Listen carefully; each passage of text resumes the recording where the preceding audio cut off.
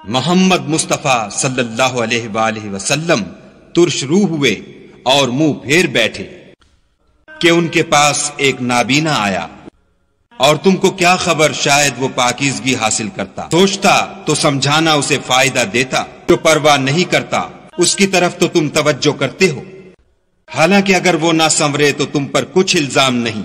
और जो तुम्हारे पास दौड़ता हुआ आया और खुदा से डरता है उससे तुम बेरुखी करते। देखो ये कुरान नसीहत है, बस जो चाहे इसे याद रखे।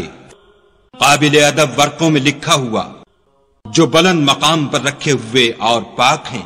ऐसे लिखने वालों के हाथों में जो सरदार और नेकुकार हैं। इंसान हलाक हो जाए कैसा नाशुक्रा है।